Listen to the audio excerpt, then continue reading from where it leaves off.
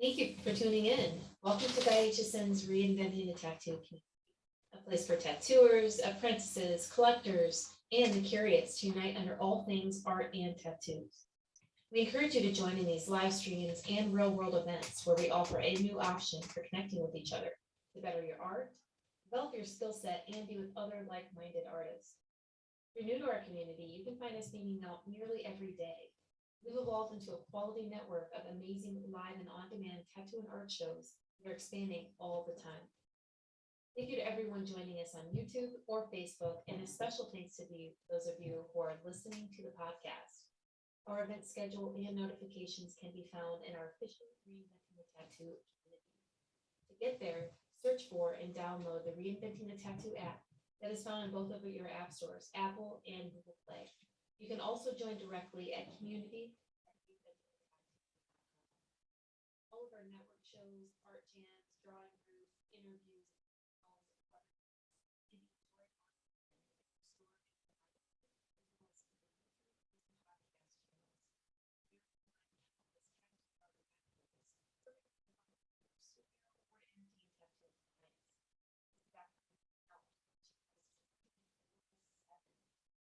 Studio or empty tattoo clients. It's back now.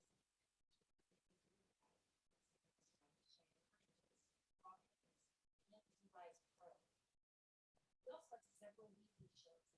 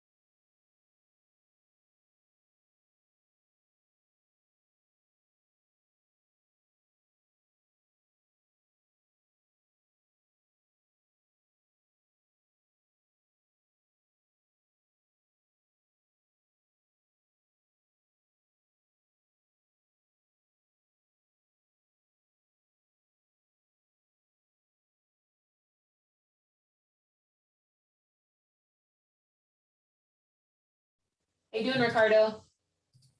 Hey, not too bad, Lauren. How about you? Doing great. Let's see, there's your video. As I There mentioned we are. before, I love the lighting. I love the painting in the background as well. And I'm Thank you. excited to kick off your drawing group today. Yeah, me too. Thank you for the intro. That was a killer introduction again. And thank you for helping me out with this show. That couldn't be as benefiting to me and to everybody else without. So thank you for your help. You're welcome. Killer man. Visually, that thing looked awesome. Just let you know. So yeah, hello to everybody. I know Joey Tattoos is in here with us already. Joey, if you want to say hello to everybody this morning, that'd be killer. Get everything unmuted and everything else. Hello. Right. You sound great, Joe. Thank you. Yeah. But yes, hello. Good morning, everybody. Glad everybody could be here. Likewise, man. Thank you for joining us again. It was awesome seeing you on Sunday on Jason Leach's time slot. We had a lot of fun going over some tattoos and stuff like that, and Right. talking about art and Yeah, everything like that, and that was a good time. And it felt definitely. like it felt like it wasn't going to end, and I had no problem with that being the case, Right. except for this whole, like, quote unquote reality world that's waiting for us outside of those confines, or that time, that enjoyable time. So, Right. yeah, man. Definitely. But it's always good to have you on here. Thank you for joining in. Thank We're you. gonna be going over a couple things today. We're going to keep it pretty simple today. A lot of the times I'll have some things that I'd like to introduce as far as my perception, my perspective, and the things that I kind of use to influence my art and the way that I see these images. The one thing I will gloss over again, and we'll kind of showcase this on the bottom part of the screen here, is that what we're drawing, and I try to explain this to everybody, what we're drawing is not a face. What we're drawing is not hands. It's not anatomy of any sort. What we're doing is we're trying to pay attention to simple shapes and the relation of light and shadow that help create these shapes into a form. Without the existence of light, without the existence of dark, there would be no form, there would be no shape, there'd be no dimension that we know. Which is interesting always to me, because I always like perceive our world in the same way, where if us as artists are able to create these images that we convince the viewer to see as a face or as a skull or whatever it is that we're putting life into on this 2D form, why is it not the same for our life and the decisions that we make and the path that we choose to take? And today we'll be going over a couple things. Last night in Guy Aitchison's drawing group, it was pretty incredible. We did some movement. We did some body shapes and movement and everything like that, and it was a lot of fun, and it was very challenging.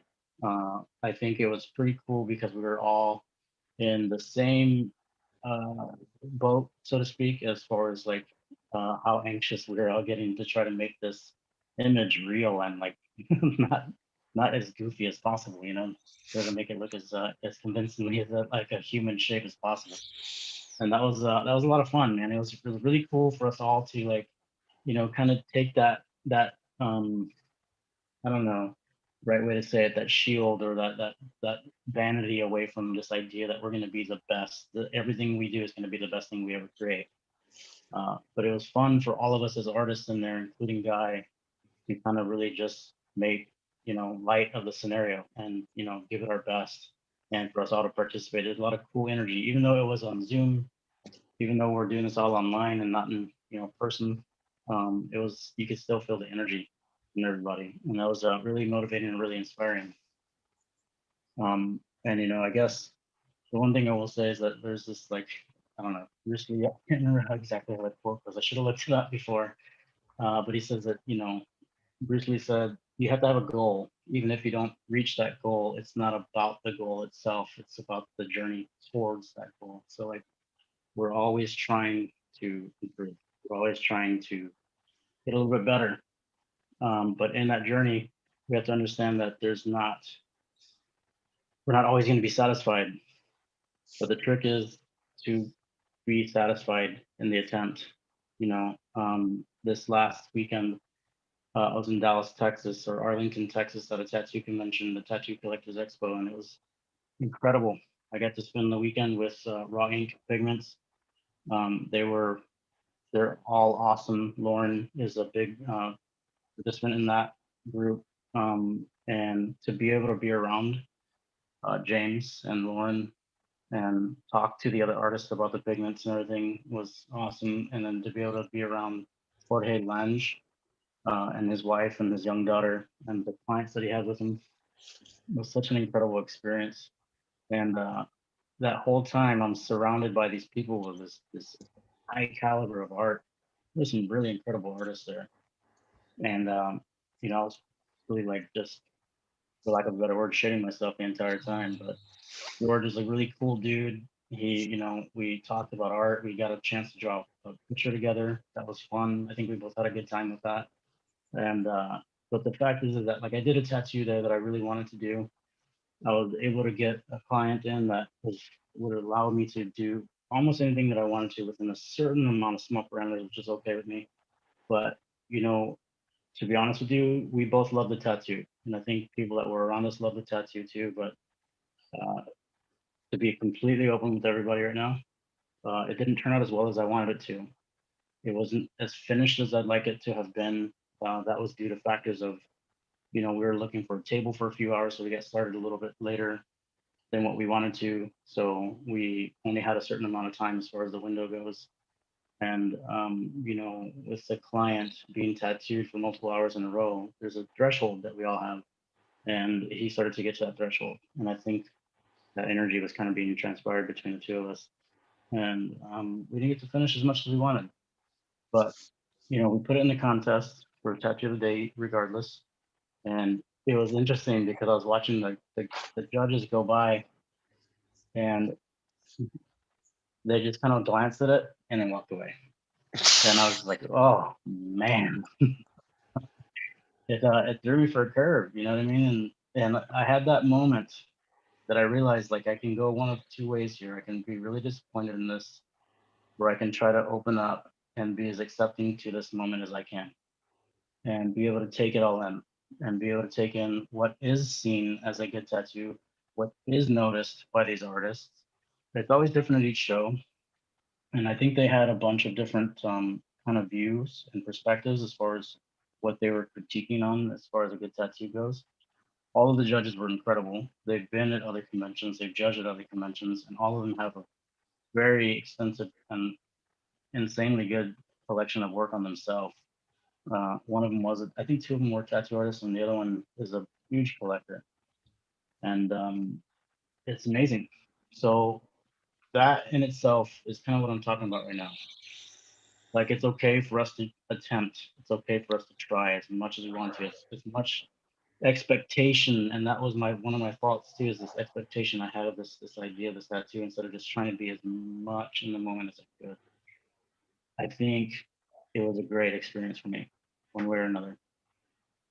So, where you see it as, some people would say that was a loss. Some people would say that was, defeat, but or a failure. And I got to tell you guys, that's one thing we have to switch up. Like in our drawings today, we have to switch up the idea of what it is that we think we perceive it to be, because there's a lot of learning opportunities in that moment. And without that quote unquote failure, I wouldn't have been able to take away what I did this last weekend without it. So that's pretty good. Joe, I can see that you kind of are in agreement here. You wanna Oh, shed some definitely, light on that kind definitely. of scenario? Without failure, we can't grow. Without knowing what's wrong, we can't correct it. You know what I Right. mean? So you have two choices at that point. You can either take it as a failure and as a negative thing, or take it and build upon it. You know what I mean? So Mhm. it's exactly what, yes, I do agree with you completely on that one. I'm glad to hear you say it like that, man, because yeah, that's great, dude. Like you just gave me goosebumps. You know what I mean? Because that's exactly what it is, and like that's what we're talking about with these portraits today.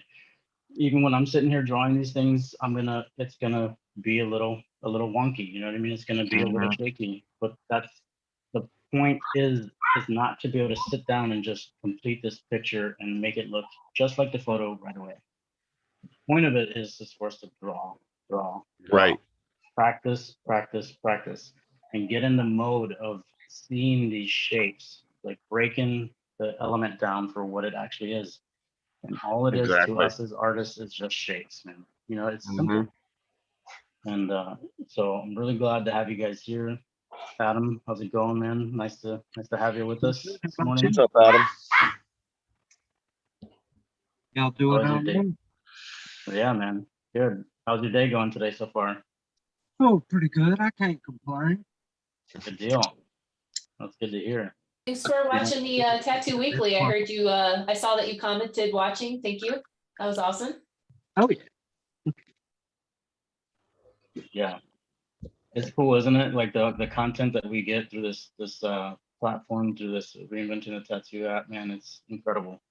For sure. I've found myself watching less and less movies. Like honestly, guys, like I watch the same movies almost all the time. You know what I mean? Like I watch them over and over. I love them. I have maybe 10 or 15 favorite movies that I will watch, and there's no problem watching it again. But I've even stopped doing that as much because all I've been doing is watching like all these episodes that I haven't caught up on Reinventing and some of the older stuff. And then lately I've been dipping back into the canon that guys created for us. And man, it's amazing. How do you guys feel about that? Oh, it's amazing. I love going through it. I spend 90% of my free time there. Yeah, Yeah, crazy, right? I do too. What was the saying? I think they were saying it's like the goal is not for us to have you more addicted to your phone, but to give you beneficial information. Right, right. Rather That's a than good just way like, of putting it. yeah, rather than just futile like swiping and up and down. That's crazy. But all Yeah. right, so Instead of so having the- Netflix on in the background, having something that's reinforcing what I'm doing is a lot better. totally, dude. I couldn't agree with you more. So, Adam, we were just talking about the idea that and the perception that a lot of people might have about failure. The idea that they might have about like kind of falling short in some of their drawings and some of the tattoos that they might create. I know that I was just explaining that I created one that I wish I could have had a little bit more time with, Yeah. and the way that I was perceiving that at the moment. I wonder if you had any insight on that an idea. I feel that all the time. Really? I don't know. I wake up every morning just wanting to do better than I did yesterday. So it's hard for me not to look back at something and be like, oh, I could have improved on this, or I could have done this slightly differently, and maybe the effect would have turned out a little better. Yeah. But it is that desire to grow that makes me look back at things like that. Yeah.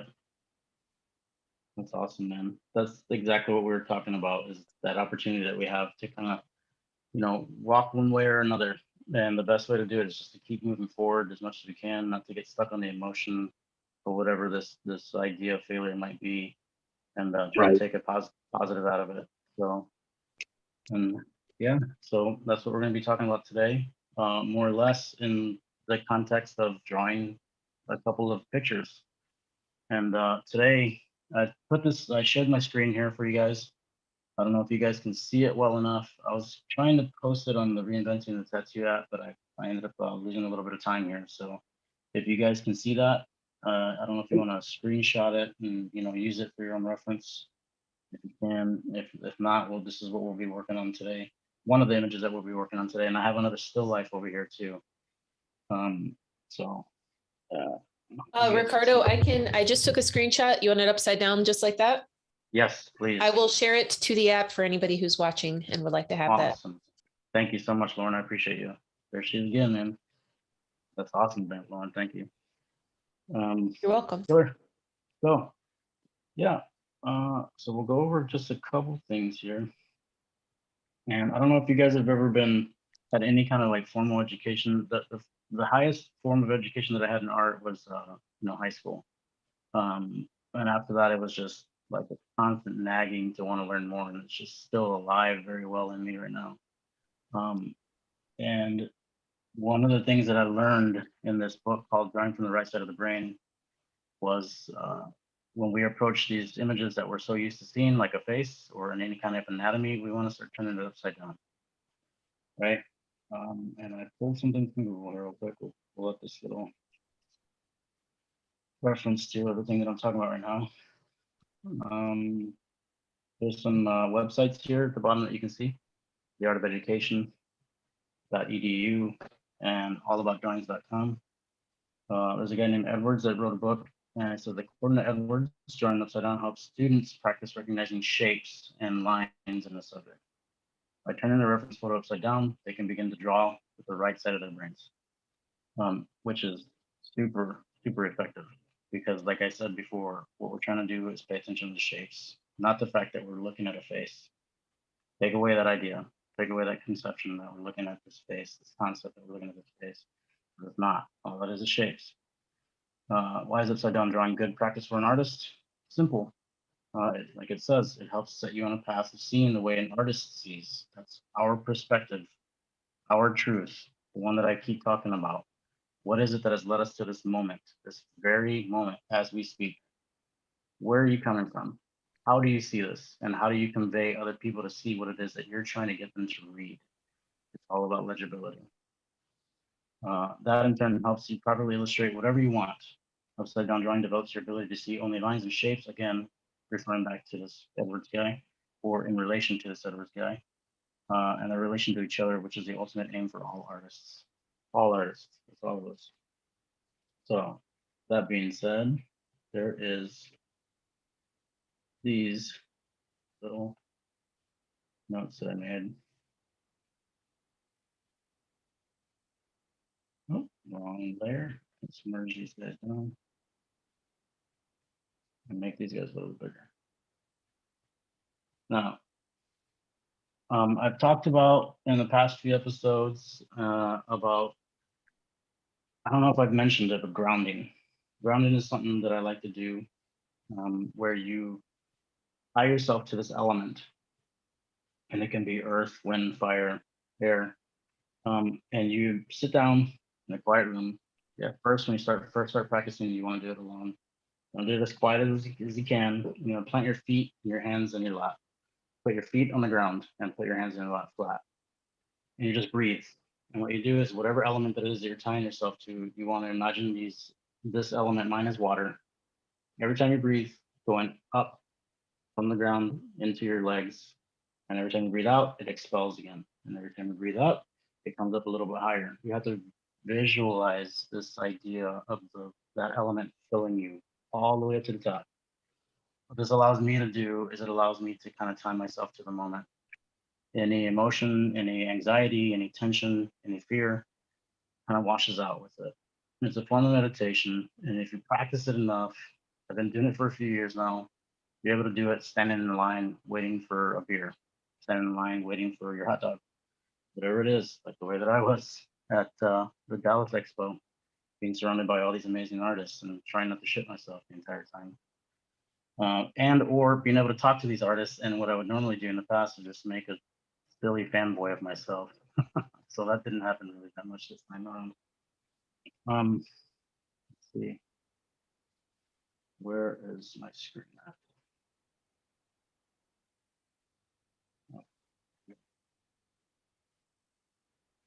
All right. So anyways, the reason I brought that up is because I want to talk about this light switch idea that I have, where when we sit down to draw, this is the kind of mode that we want to be in. We want to go from left brain, which is what we operate on daily, especially as tattoo artists. There's a lot of things that we have to take into account: money, time, schedule, clients, life getting in the way of our appointments that we might have, even some of the appointments that we might have set up for months in advance that get changed up at the last second. Sometimes things come up, sometimes the person with a flake, it doesn't matter what it is. The fact is that it happens.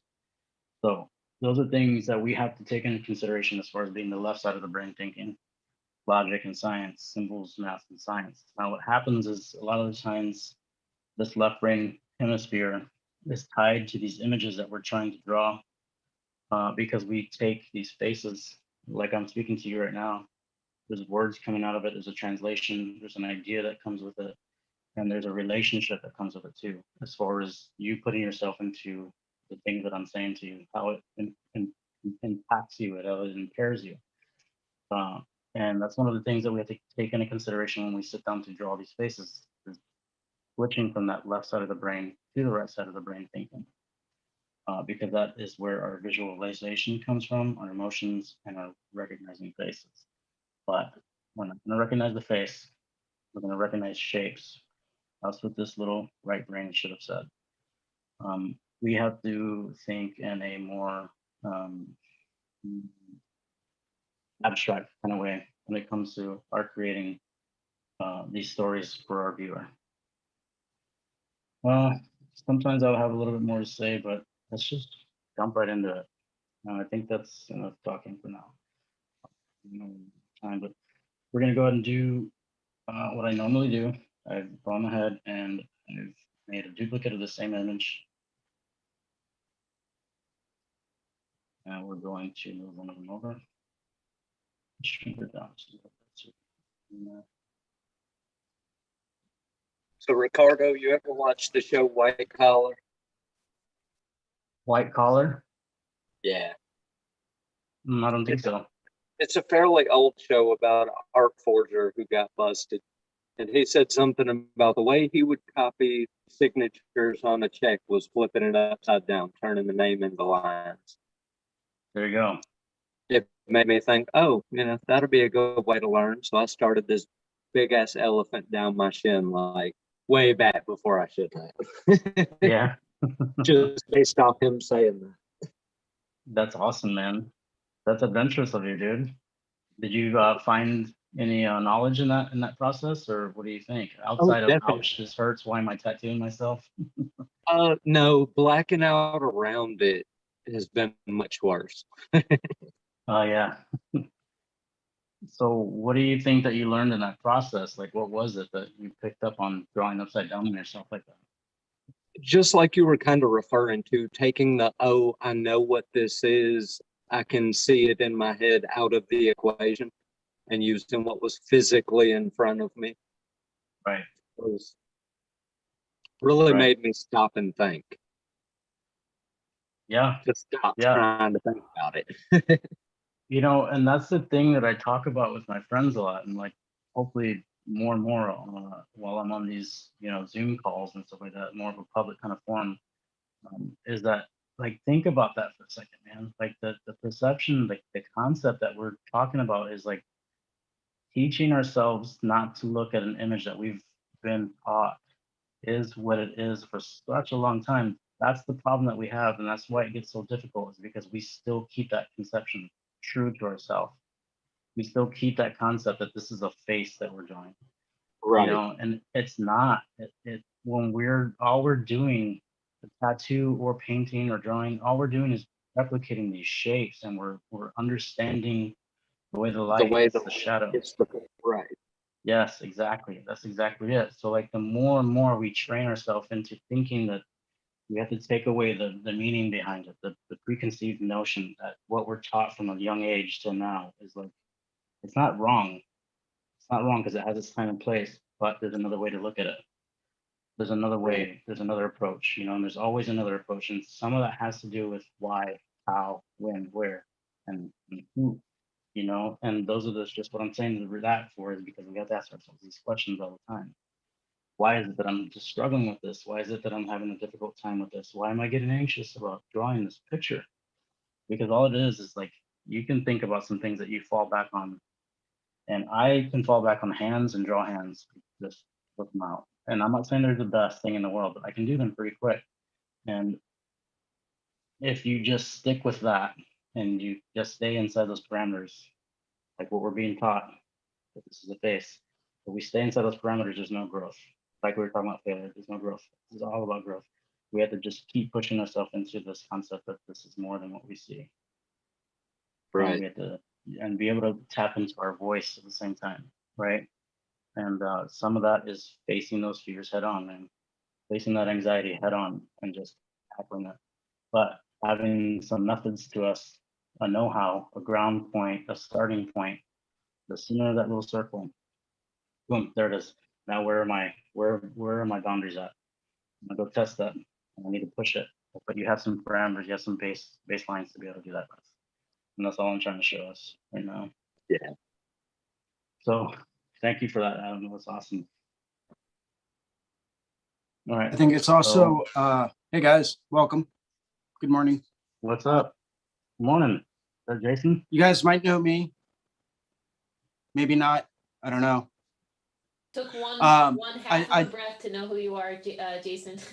Yeah. So my name's Jason. I run the Sunday afternoon drawing groups, and I've been starting to help out with the Monday morning early bird drawing groups on Monday mornings at 9 a.m. Eastern.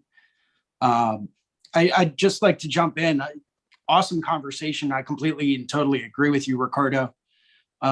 We've had this discussion a whole bunch of times, but I would also like to point out, and it's something that it's knowledge I've recently gained. There tends to be where, like, I'm an extremely analytical person. That's just the way my mind works, right? I just break things down into a process, follow the process works. Process doesn't work, you change a variable, boom, go back into it, see if that works. You keep changing those individual variables until it's right? That's, once again, just the way my mind works. As you mentioned earlier, drawing on the right side of the brain, turn it into something that you're just trying to replicate, right? Right. Just look at it. It doesn't matter if it's an amorphous blob, right? It doesn't matter if it's, literally some type of abstract, weird, blobby, three-dimensional shape. Doesn't matter what it is, right? All you're doing is you're replicating a shape, right? Mind-blowing to me the first time I tried that. It was incredible. But I would like to make a little bit of a distinction between drawing from life and then drawing from imagination, where you have no reference, where you have to create this light source. You have to understand the structural anatomy and proportions in order to sit down and say, oh, I'm going to draw a face. And you sit down and you draw a face with nothing around you, no face reference, no photos, nothing, right? You're in the middle of the woods, surrounded by nothing but bugs, birds, and trees. Picture it, right? Maybe there's a bear taking a poop in the woods over there, right? You never know. You never know. They're sneaky like that. They're very sneaky. So if you were there, you're surrounded by no other faces around you, and you can't see your own reflection. Learning how to break down the appropriate proportions and structure, learning how to construct it from the inside out can at times be a very different process. Yeah. I could see that. I would agree, except for you place this in the element that I tend to gravitate towards with these same notions, which is nature.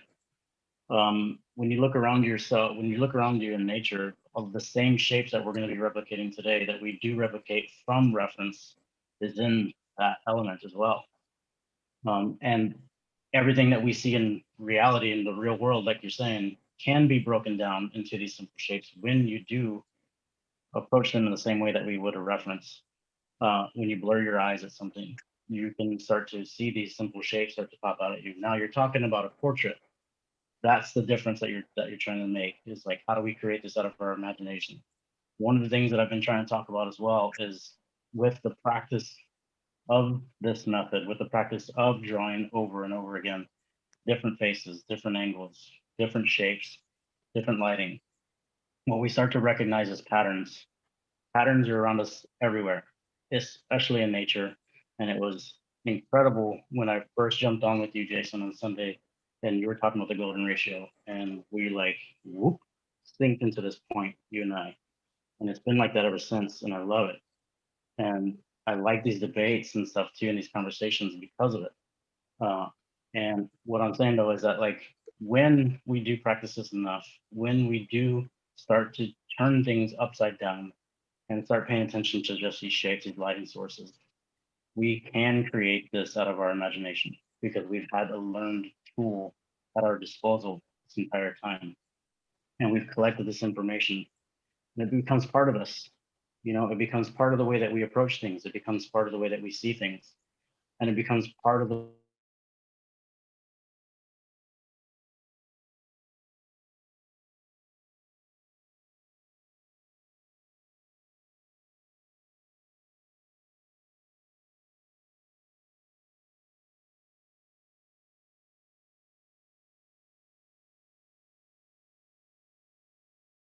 you very much for that, You know, man. I appreciate it. what you said about, you know, that whole repetition, you know, and how after doing it for so long, it becomes a part of you. I think that's a very important key thing to remember, right? Yeah. Because it doesn't matter if you start out drawing from a wireframe with no reference, or if you sit down and draw the person sitting next to you. None of that matters. What matters is the repetition. Is your body going to remember how to make those shapes, how to shade those values? Is your body going to know if I have my thumb here, my fingers go here, right? This is how a hand curls. This is how a head tilts, you know? I think it's important to remember that all you're practicing is repetition, and you're ingraining these things in your mind. So whether or not you sit down and you draw a hand from a circle with a couple of lines and segments and then a square for the wrist, none of that matters, right? Because you're building those shapes, and your body is memorizing what it takes to make those shapes. Yeah, you're right, Jason. And I think that's the coolest thing too, because that's where your voice starts to come out, right? That's where the translation that we have, that we want to speak to other people, that we want the viewer to take in, that impression that we're trying to develop. That's where that starts to happen, is when we do read this repetition, we continue it over and over, when we keep making it happen. Then when we sit down to create it out of our own imagination, there's a bit of an abstraction there. There's a filter, and the filter is us, right? Now, don't get me wrong. I think that there are some artists out there which I want to break their hands sometimes, because I bet you anything they could sit down and draw like almost a photorealistic portrait, proportioned correctly, lighting, everything, dynamic, all of it, just like spot on. It might take them some time, but I bet you they can do it. I'm trying to get to that point to a certain degree. I like the idea of my perspective being drawn onto it, those little bit of distorted kind of areas that might not be entirely true to like what we would call as proportioned reality, right? But I think it's more important for us to like what you're saying, to elaborate more on what you're saying, is let's get to that point where we can start creating that, and like we can allow our voice to come through by eliminating some of this fear. Dynamic style. Yes, exactly. And your own approach. We take, Jason and I have talked about this before too, is like, what is the importance of not sticking to just one medium? What is the importance of picking up watercolor, acrylics, oils, gouache, you know, even like Sidewalk chalk. Sidewalk chalk even, dude. Yes, exactly. Everything is a medium if you use your imagination. Oh, definitely. Yeah. Scissors and construction paper, right? Yo, Man, use it all the yeah. time, man. Yeah, Use it there all you the go, time. dude. I got the scissors that are the no cut though. You know what I mean? Because I got those wavy cut scissors now. I was just gonna say that. I got Oh, wavies. I got other shapes. Do you have the shark teeth one though, man? It's like just triangles, right? Triangles. Yeah, that's great, man. I love it. This conversation is awesome. You know, it's like, think about it like this, right? Back before they really started to get heavy into painting on canvas and stuff like that, people would use charcoal. But what is charcoal? Pieces of burnt wood. They would take a stick out of the fire, cool it down, and draw with it. Yep. Everything is a medium. And every medium you work in is going to expand your knowledge base that much more. Whether it's soft pastels, oil pastels, which are totally different beast, and not my favorite, but whatever. Oil paints, acrylic, none of it matters. But you need to try it, because it's only going to expand your knowledge base. It all goes back to the not being afraid to fail. Right. You know what I mean? Try, experiment, see what happens. You learn from the experience. Most of the world out there will never see 99% of the art that I create. And I know that only because I burn most of it. I'm not going to lie. I do. I'm like, oh, well, this looked like shit. So where's my torch? Bye know, bye. I set up a big pyre, you know, and I just pile Fire all as a firework medium, on top of it. Jason. What? Fire as a medium. Well, exactly. Right? Well, and then you get people that use acoustics, right? Fire Yeah. walk with Acoustics me. are like basically melted wax, Mm-hmm. right? And they'll use a hot knife to move it around. I actually know people that will actually use acoustics on canvas and then take a legitimate blowtorch and melt it onto whatever surface they're working with. They use fire as their medium. Nice. And depending on the heat of the flame that they put out and what type of gas is going through that blowtorch, it will actually create a different effect with those different types of mediums. Because that's different cool. gases burn at different temperatures, right? Right. Acetylene alone burns at a lower temperature than propane, right? So it's going to burn a lot slower and a lot lower. You mix an oxygen with acetylene and you'll melt steel, right? Like Yeah. it's like a mini sun in your hand. You know, you mix in MAP gas instead of acetylene.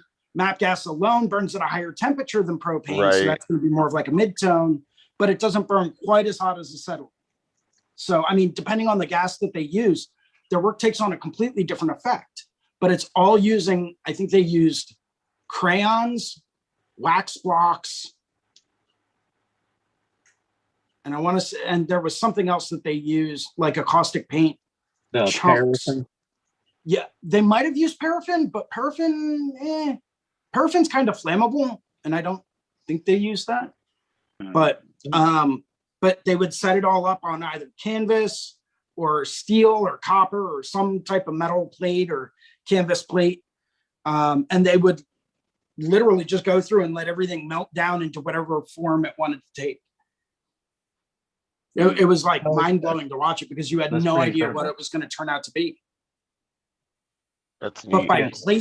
by placing those tones in the correct areas and allowing them to melt, they could actually go through and melt together a human face. Because cool, all man. it is shapes and tones. They're using alchemy. Mm. Alchemy is their media. There are some magical creatures in this world, man. And they can do crazy things. Yeah. They're the full artist alchemist. They're like casting spells and stuff. Yeah. Those are Right. those people hiding behind the trees next to the bear pooping in the woods. But if you weren't there, would the bear have really pooped in the woods? Yes, it would. If I can smell it, it was. Yeah.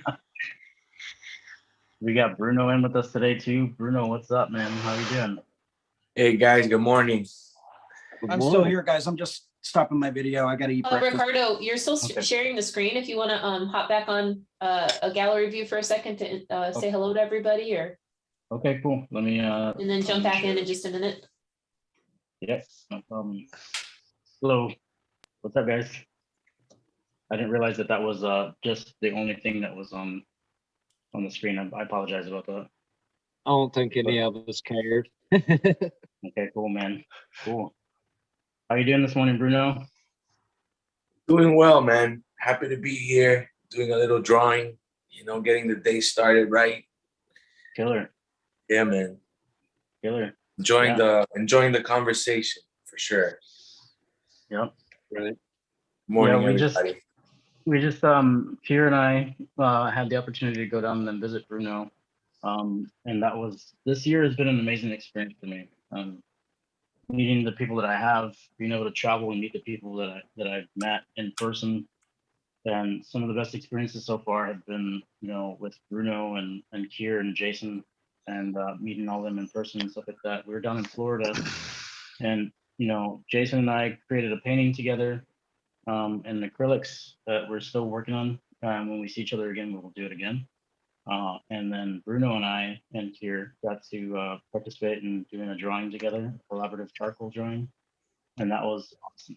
Which leads me to what Jason was saying, which was when you guys get the opportunity to hang out with other artists, and they might be doing something a little bit different than you, sit down with them and talk to them. Sit down with them and ask them if you can draw with them, especially if it's a medium that you haven't done before, because there's two sides to that moment.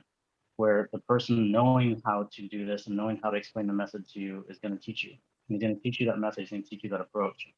But not only in that, are you going to be able to hear where the passion comes from for him or her, and you're going to also be participant in that, and you might be able to shed some light in a way and a perspective that that person may have never even thought of. And that is one of the most beneficial things that I've learned this year entirely, especially with here, especially with Bruno, and especially with Jason, because there's some things that I just wouldn't have even thought to have approached the way that they've shared with me. And it was an awesome experience. You know what I mean? That I landed in Florida and Bruno picked me up from the airport, and we hit, like, as soon as we got to his place, boom, we started drawing almost immediately. It was incredible. Yeah, man. What do you think? What do you think Yeah, about that Bruno? was a great experience, and I couldn't agree more with you regarding the value of getting together with other artists, and having that experience of collaborating on something together where with your completely different minds, you're approaching the same project. And so there's a lot that comes up that you would have not necessarily ever really thought about, unless you were under those circumstances.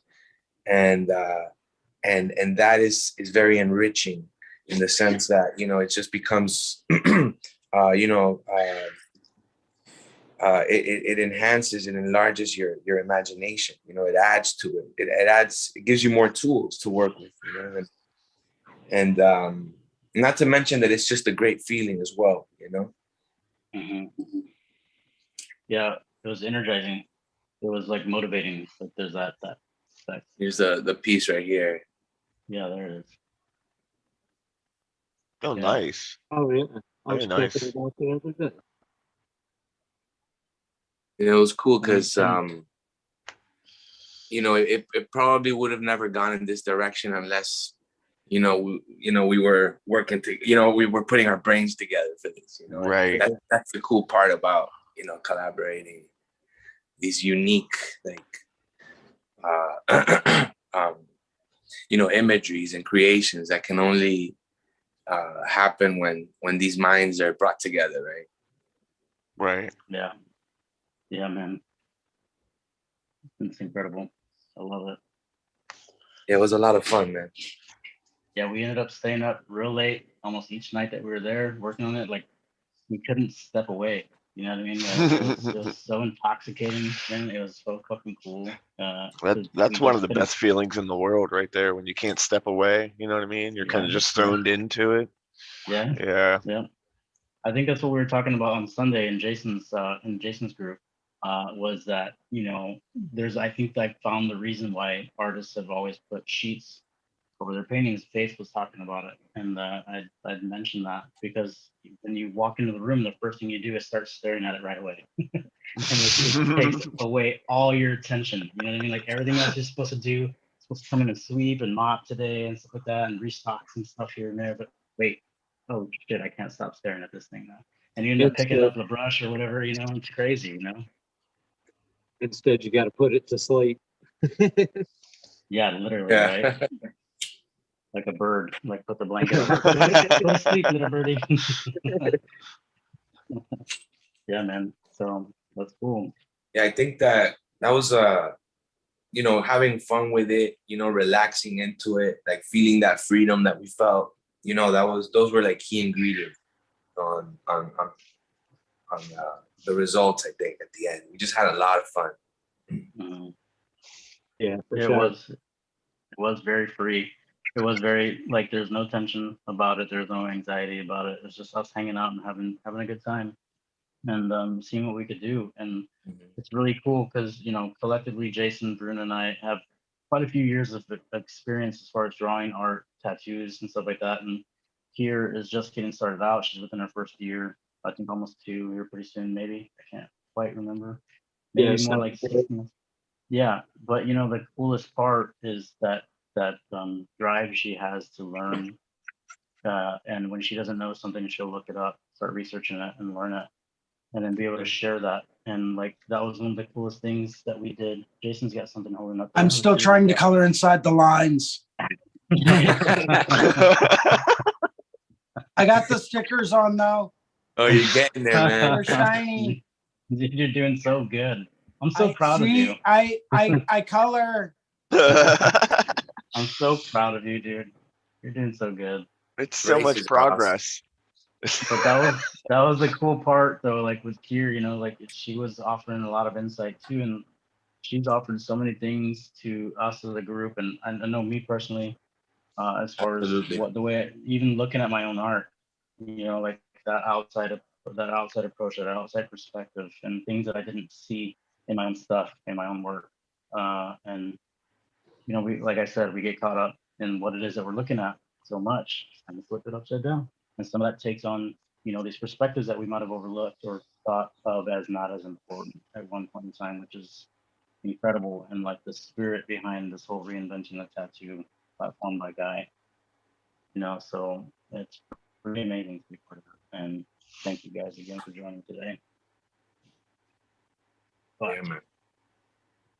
all right, so you guys want to draw a little bit before we get going? Let's do it. All right, let me share the screen again. Let's get this going.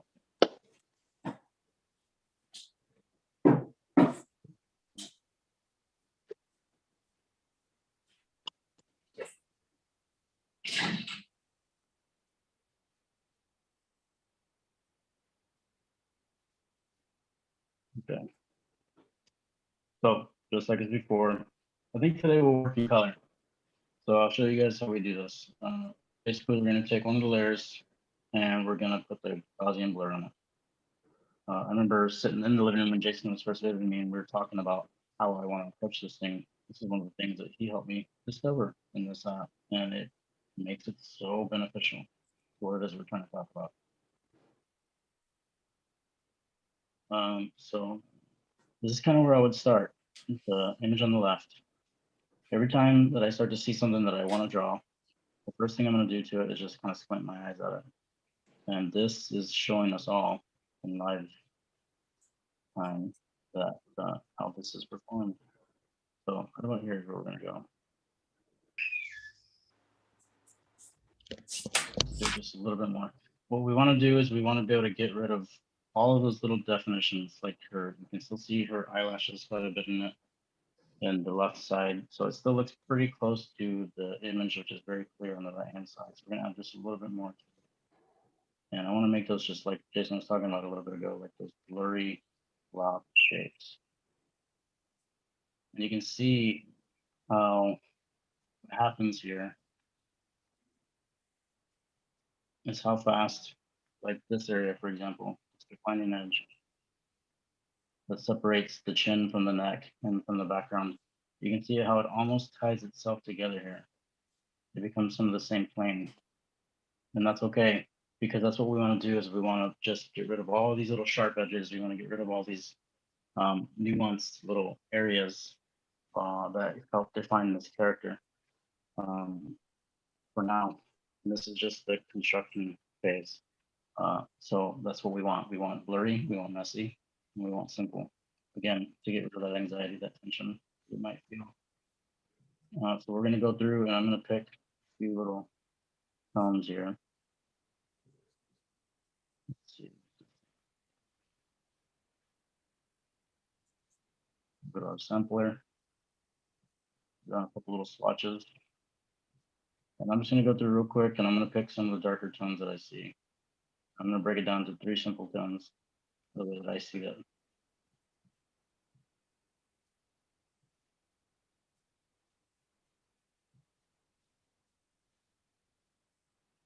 Now, we all can see how there are a lot of other little nuances in between these bridges, or in between these tones. I'm sorry, that one of these bridges that should be here. There's a lot of little nuanced areas that we're missing, right? And that's a given, but we're not worried about that right now. Like I said, all we're doing is worrying about the simple construction. I'll put this guy in. Take this one.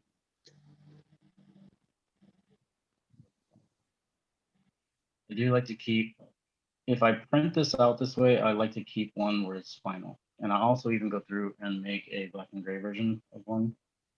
I heard a good friend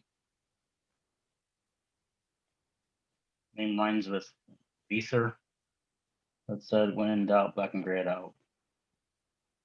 And it's entirely true. I believe it was monochrome it out, but Monochrome it out. There you go.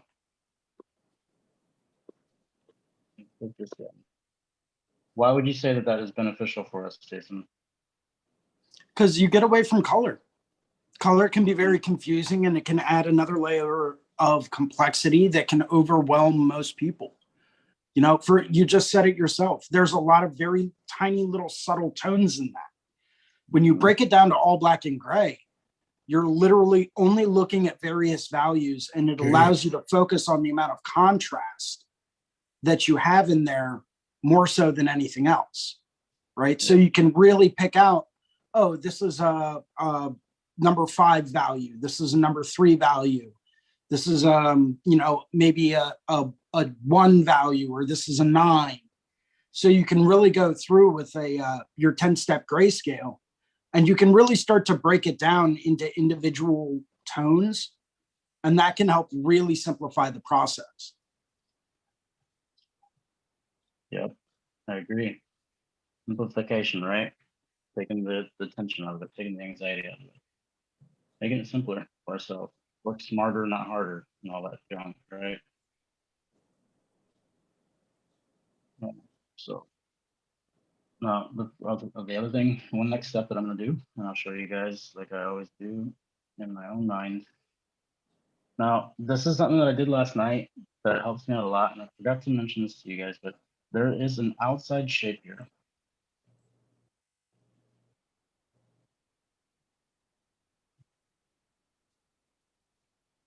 There's an outside shape here, okay? When we're talking about proportions, when we're talking about the amount of space and the environment that we're going to create this new image of, replicate this image as much as we can, we want to pay attention to proportions. And like Jason was saying, coloring in the lines, coloring outside of the lines. This helps establish that when we kind of like look at this for what it might be, what it could be, the way we see it. And another thing that I would do is I always go back again to the triangles and this basic geometric shape that's called the tree of life. I always implement this into everything. It helps me whenever I look at the line of gravity. Every image we have conforms to this reality that we're in, which is gravity. It pulls us down to the earth. I think that we're actually discovering it's not that it pulls us down, it forces us down or something. But anyways, that is the shape. And it's kind of floating right now. This is very crude, but just to get the point across. And I look at these intersecting angles.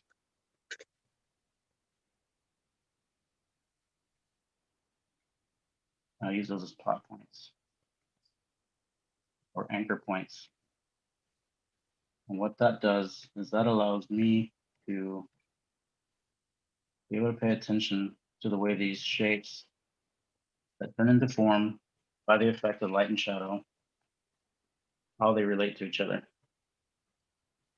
So I will automatically be drawn to some of the strongest forms of triangles that I see. And you can see how I'm keeping in mind where it's marking that with these plot points.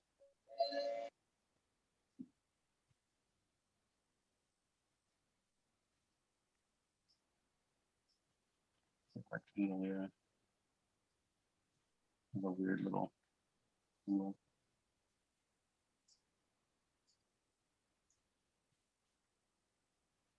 Again, when it comes to the outside contour, you can see where my original plot points are and how they relate to in the space that they're separated from in relation to each other. Hey guys, I hate to do this to you, but I gotta hop off. Gotta get to the studio and clean. So okay, Jason, thank you so much. Thank you very much, everyone, for letting me jump in, and I apologize for my obnoxious comments and random humor. So You want Have a to great give us one, a real Jake. quick? You want to give us a sign off real quick, Jason? sure. Let me get you on the screen here. But Cool. So thanks for letting me jump in today, guys. I really appreciate it. My name is Jason Leeser. I host the Sunday afternoon drawing groups at 1 p.m. Eastern, as well as helping out with the early morning, early bird drawing groups on Monday mornings at 9 a.m. Eastern. All are welcome to attend. It's always some great discussions about color theory, art, tattoos, technique, materials, all types of stuff. We're always just trying to help educate and bring light to certain things in the tattoo world. And it's always great to have everyone there. So thank you very much for letting me jump in. Hopefully I see you guys on Sundays or Mondays. good one, man. I'll make sure to be there, Jason. Thank you so much, dude. Thank you. It's a pleasure. Thank you. Good hanging, Yeah. Jason. Likewise, seeing Bruno. All right, so we'll jump back in it. Jason's such a rad dude, man. I love that guy. Yeah, let's see here, we're gonna share this content again.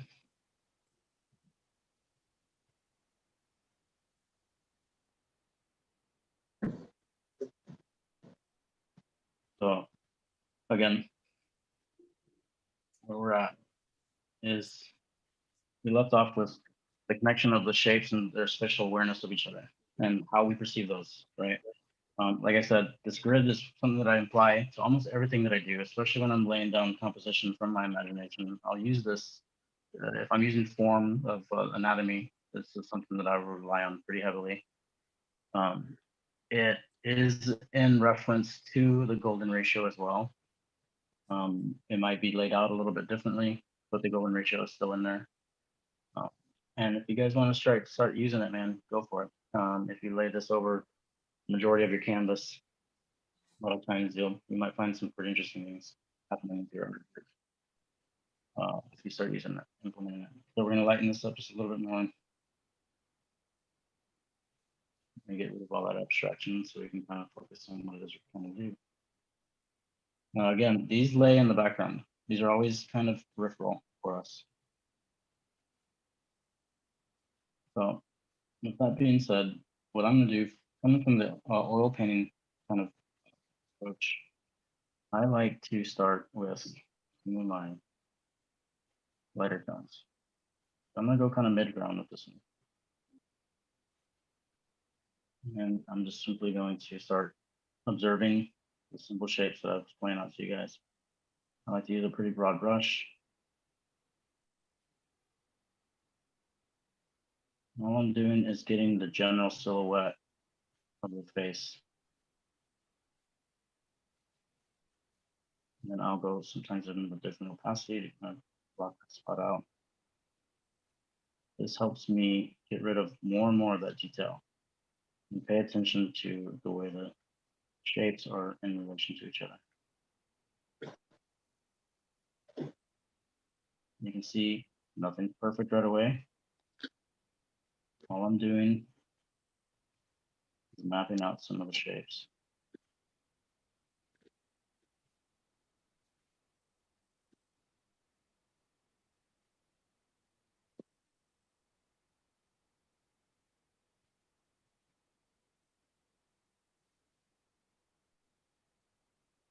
Now you might be noticing some things that I might be missing right away, but that's awesome if that's the case. And you can implement that into your approach. Maybe even point it out to me. I always like conversation. I always like conversation when I'm feeling like I'm connecting with somebody as well. I think we all do. We feel heard. We feel like we're involved. We feel like we're participant in this moment. But one of the best kind of conversations for me to have is where somebody doesn't necessarily agree with me. I like that. Yeah, I think Friday and Saturday, I ended up having 2 appointments not come through. And Mhm. I sat back, and your style of doing these has just had me obsessively playing with this square paintbrush. Yeah, that's awesome to hear, man. Are you finding it beneficial for you? So I was playing around with it a little bit Saturday, and that's what I got done so far. Yeah, dude, killer. Just playing around, like looking in the mirror across the room. Okay, that's awesome to hear because you're looking across the mirror or across the room. First of all, helps you implement this idea, this blurred subject matter, right? That's Right. fantastic. And then you're looking into the mirror, which is exactly what it is we're talking about now, which is flipping things around.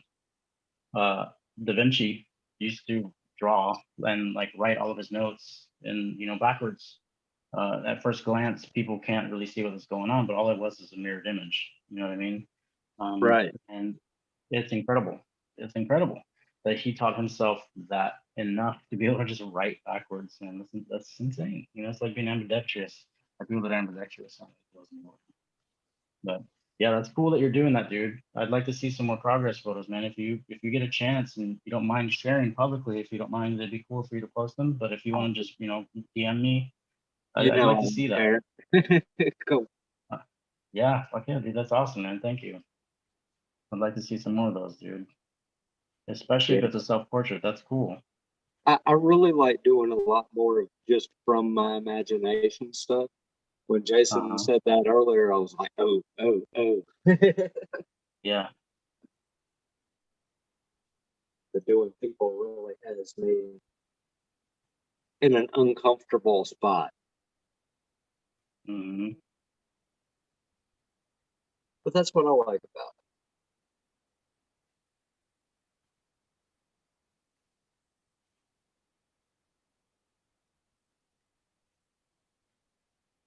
All I'm doing is laying down these simple, recognizing finger points.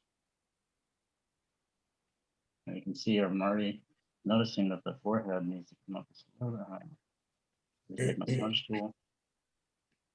And that's why it's always good to sketch head feed. If you want to start playing around with you want to be daring, you want to start doing some pen work and stuff like that, go for it. I suggest that it makes it a little bit more permanent that way.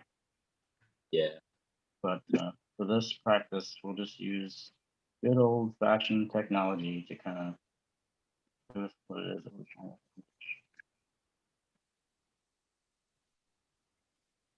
I'm going with analog today. I've been feeling like especially with this anatomy wave of classes and everything that we're having, I just kind of started craving like the analog, like using paper and a dry erase, color erase pencil, and but I really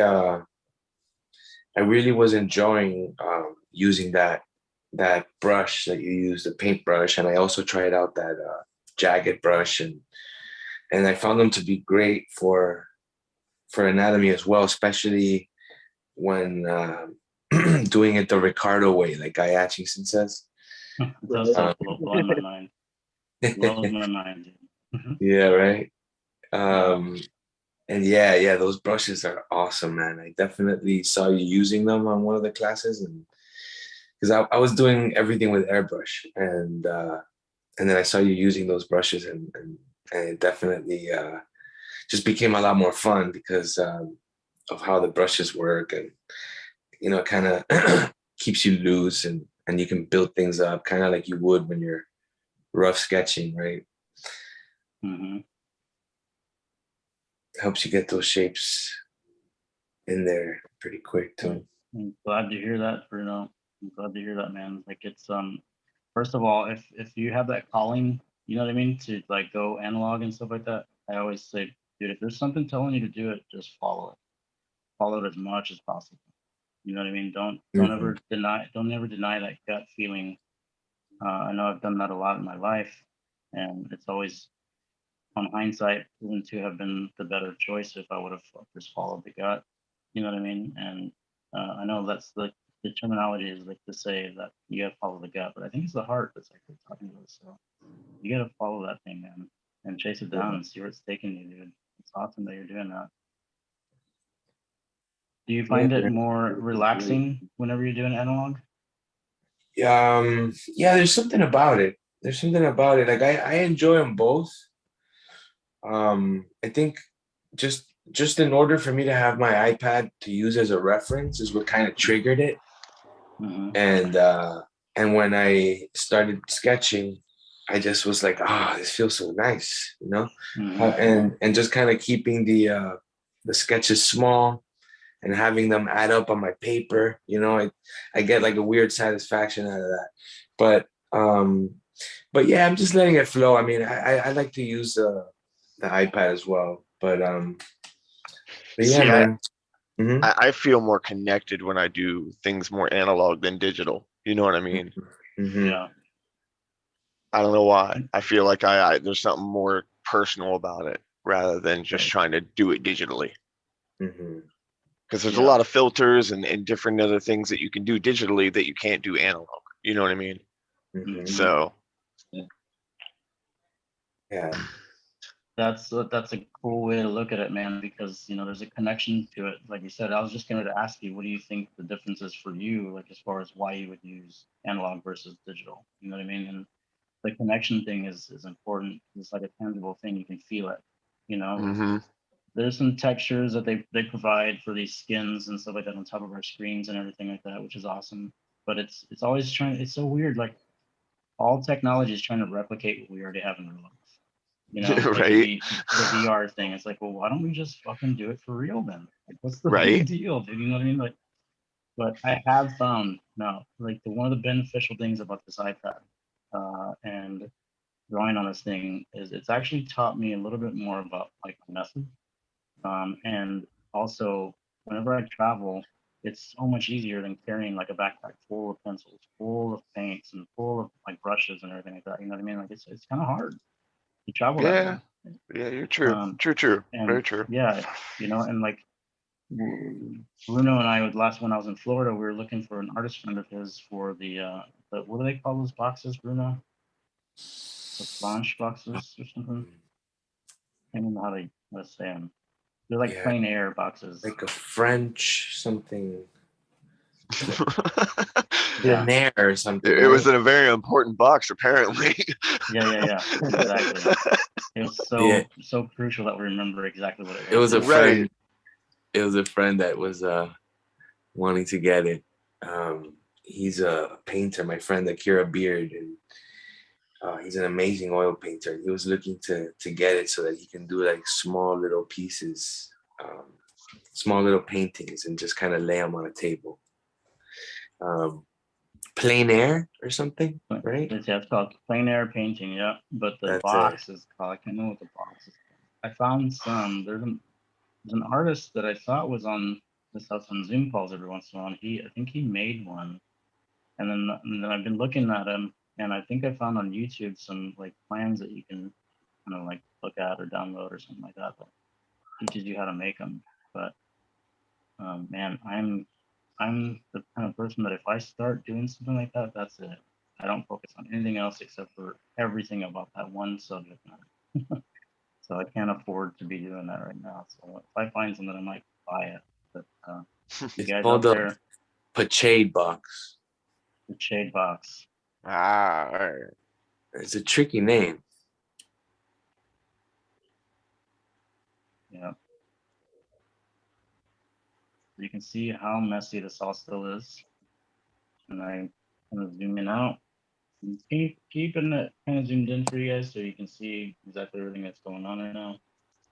And anytime I start to question some of this with the iPad being the method of drawing today, I always go in with my smudge tool and I'll kind of like play around with some of the shapes. And you can do this a lot in with oil paints and stuff too. A lot of people were like, "Oh, I'm just so nervous about oil paints and blah." And you can literally push oil paints around just like this, and that's one of the coolest things that I love about oil paints and charcoals as well. I think we discovered what we're done at Bruno's is like how much you can just push it around. Yeah, charcoals is a lot of fun because it's so moldable, and it's Mhm. cool when you're in the situation that you're just kind of allowing things to happen. You're open to anything. happening, because it tends to go in directions that you may have not necessarily, kind of wanted to go, but those hints of charcoal moving around kind of start to show you things, and that's part of one of the things that I like about charcoal. Yeah, dude. The way it picks up on the paper, like we're talking about that connection is very real. Mm-hmm. And you recognize it really hardcore, and like you said, being in that moment, dude, it was so awesome. So awesome. Yeah, man. I can see here how the nose and nostril is just a little too far back. So I'm kind of starting to recognize this angle that I haven't been paying attention to this entire time. It's right there. That shoots back. I'm going to pay attention to that and see how it relates to itself. But it looks like I got the lips kind of spot on, the nostrils fairly close. The eyebrow needs to come over a little bit more to the left. And another cool thing that we talked about last night is picking and moving things. And again, this is the technology that we do with. Let's utilize it. Advance a little bit. I'm not going to worry about those seams because I'm just going to go back in and blend them, which is what we're going to do at the very end anyway. Sometimes I like to keep them chunky as fuck, which is awesome whenever you see it in oil paints, especially some of these masterpieces that we see in our art books and stuff for such a long time. When you see them in person, how many paint strokes you can see in everything. They're just fearless with the paint. Awesome to see. That's another thing I highly suggest. I know the world is starting to come back into our time, which is good as far as the COVID thing. But if you guys get a chance, I highly suggest when you're feeling kind of stunted and you're feeling kind of out of sorts with your art, go to an art museum. Man. Go to an art museum, take a good friend with you, or just go by yourself. Headphones, some chill music, and just observe it. Just go in and observe as much as possible. We need inspiration all the time. Everybody feels kind of burnt out sometimes, and that's okay. Stop fighting those moments and saying you have to keep going and start giving into it. Follow up. Follow as much as we can.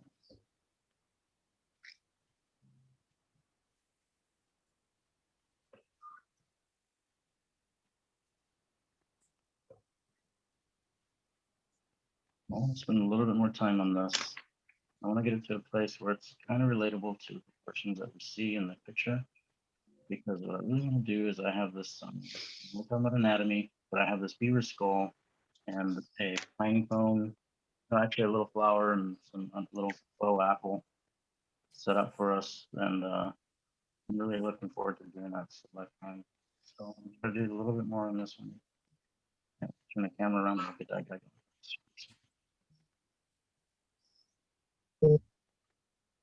That's one of the things that we've talked about in the classes and stuff like that is if you get the opportunity as well, it's good to draw from life as much as possible. If you got some friends, some clients and stuff like that that are into, sitting down a little while and ask them if you can sketch them, especially some of the clients that you just did some neat tattoos for, sometimes you can say, document this moment.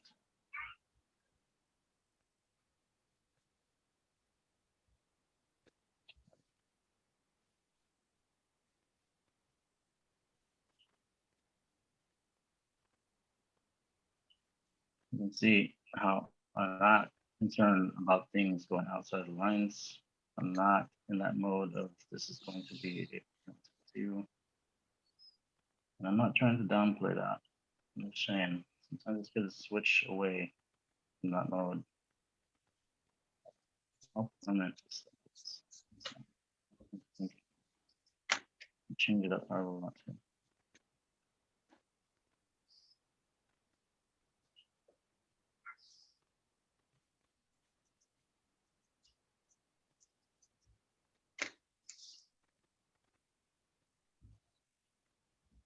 Hopefully you guys are drawing along. We'll take a look here in a little bit.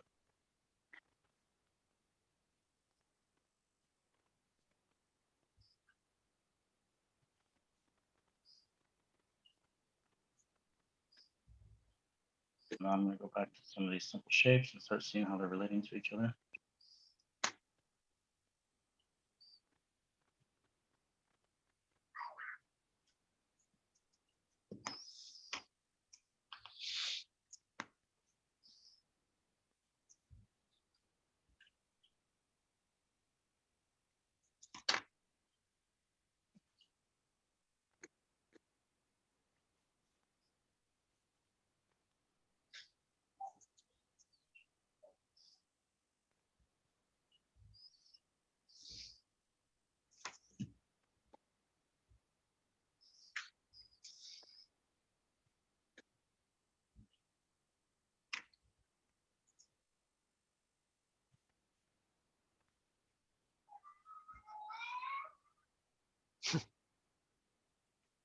Somebody's stoked.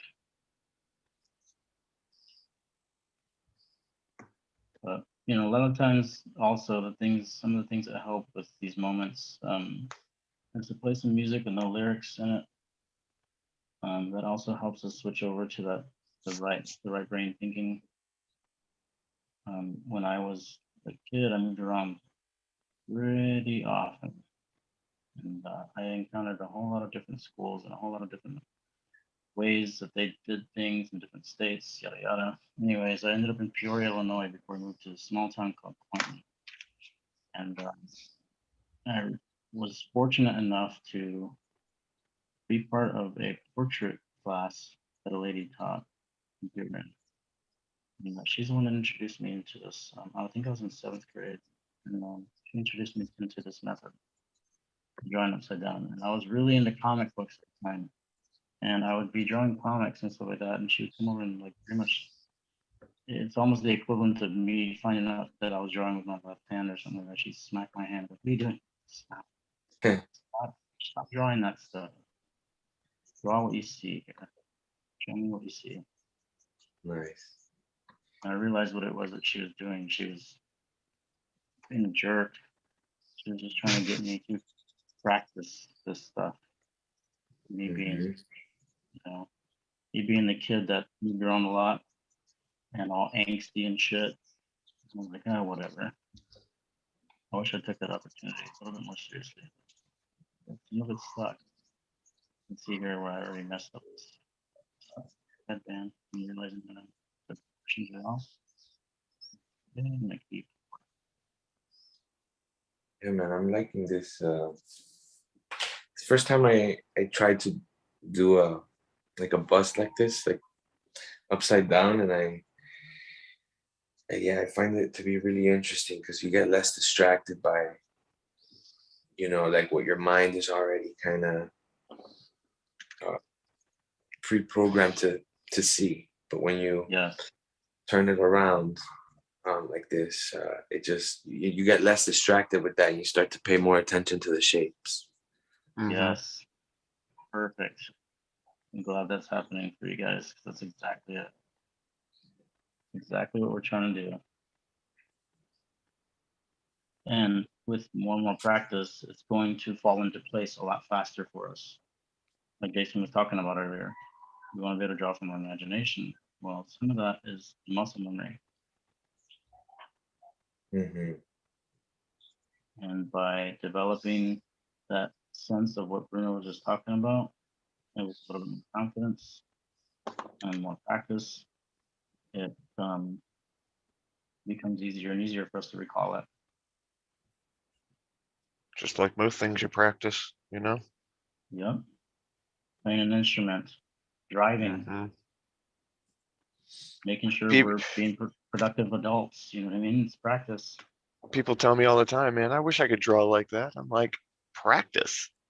That's all it takes. I mean, I've been drawing all my life. That's what got me to be as good as I am. Yeah. It's all it takes. Yeah, man, exactly. There's that story of Picasso, right? Where he's sitting in a restaurant. I don't know if you guys have heard this or not, but sitting in a restaurant, some guy recognizes him and he's getting all like ecstatic that Picasso's there. And he's like, oh, maybe I can get him to just draw something real quick on a napkin for me, knowing that whatever Picasso touches is going to be perfect. It's going to be priceless. And he comes up to Picasso and he's like, would you draw something on this napkin for me? And he's like, sure. So he does it real quick. He draws this like amazing rendering of a human hand and an arm and stuff like that.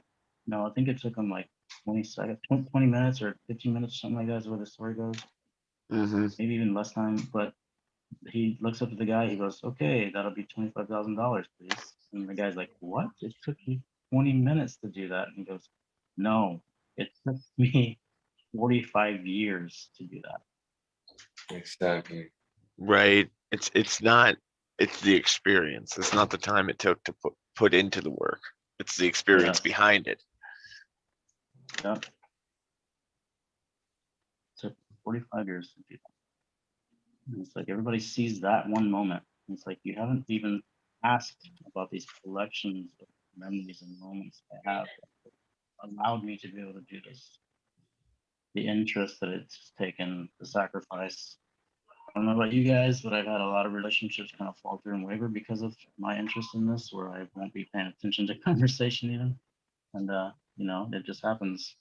But you have to keep pursuing what it is that your life is calling you to pursue. This is all about it. Go all the way.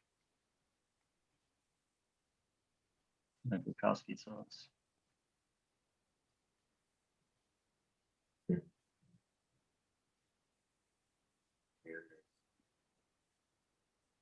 You gotta feed the soul with what Yes, you love. sir. Yep.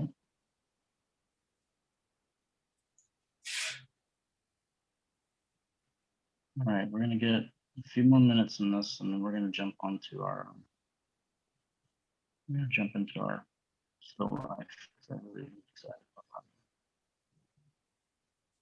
that. If you guys get a chance, I know I talked to Bruno about this a while back, but the good thing to do is in your studio or wherever free space you have in your tattoo area, have a little station set up. Have a little station set up where you can set up a quick little still life, whether it be a flower that you find on the floor that day or on the way to work, or a little action hero that you have at home that you want to bring with you, whatever it is, anything, a little posable statuette, anything, your keys even. Set them up in a space where you have the materials you need to draw with whatever medium it is you're interested in using, and just draw that. And time yourself, give yourself only a few minutes each time. And the thing of it is what I was talking to Bruno about, is like it's not about gloating about how fast you do it. It's about trying to find how few strokes you can make in order to convey what it is that you're looking at. So you could show it to people without them looking at the reference, and they can tell you exactly what it is. The whole point of that is so you can start executing these shapes in a little bit more timely and precise kind of manner, and also using them to implement this legibility you're trying to make.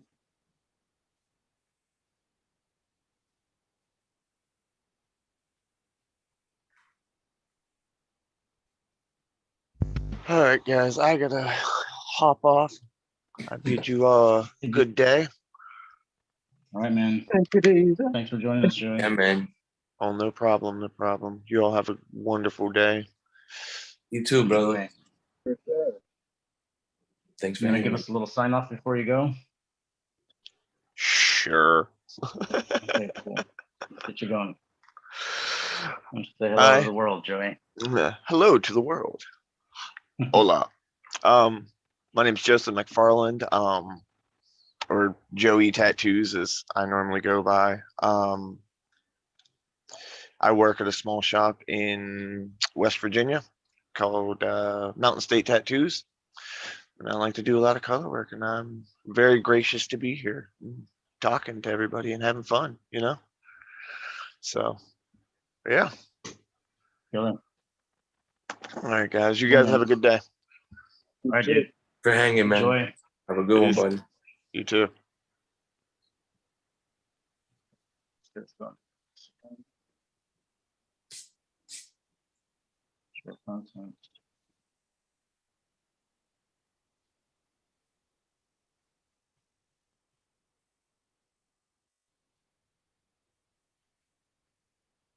I'm gonna size this down just a little bit. 1, 2.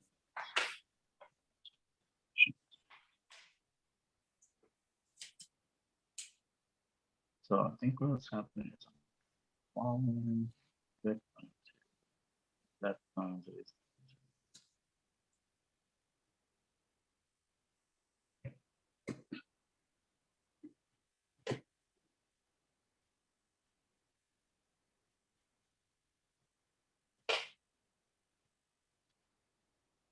Yeah, man. It's pretty precise. getting there. Moving along. Some little off spots here and there. Trying to find.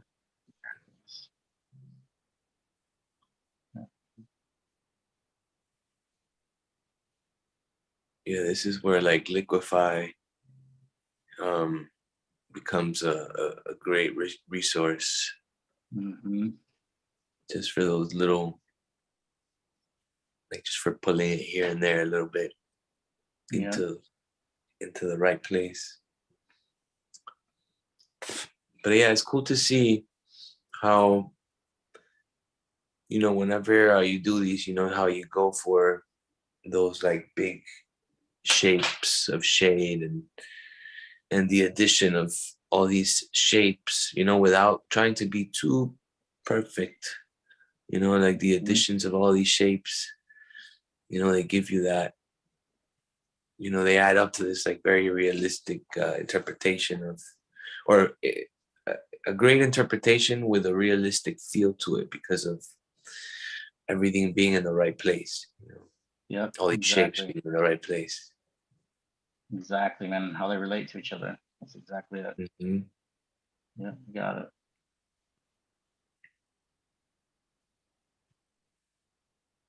Exactly it, dude. All it is spatial awareness. How they all intersect with each other, like us.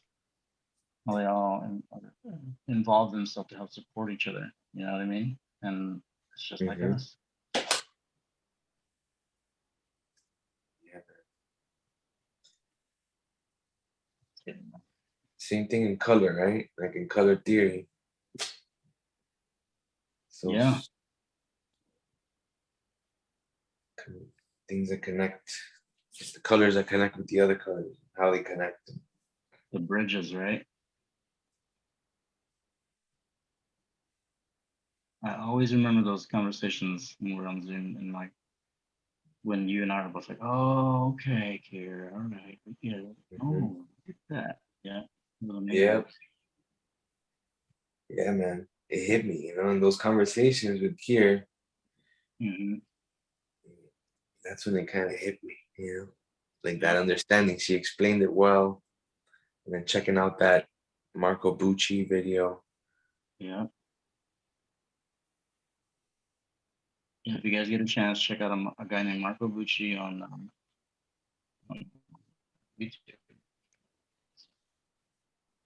Yeah, super Very helpful. informative. Mhm. Like he explains things in a pretty easy way to understand.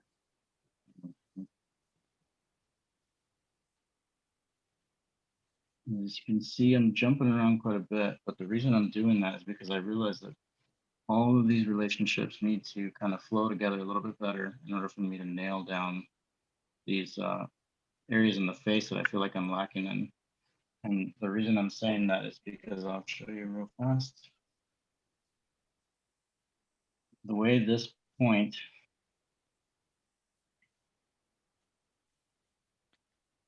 involved with the rest of the image.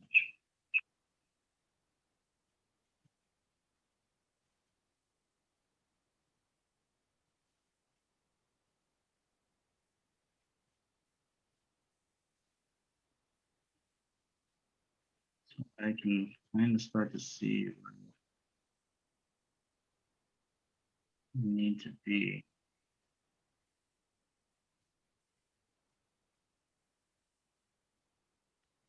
Another thing we can do with Procreate is awesome is just move that over and see where we're at.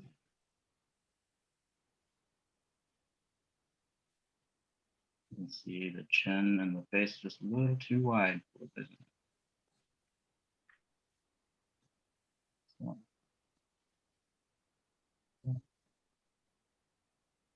go back, check,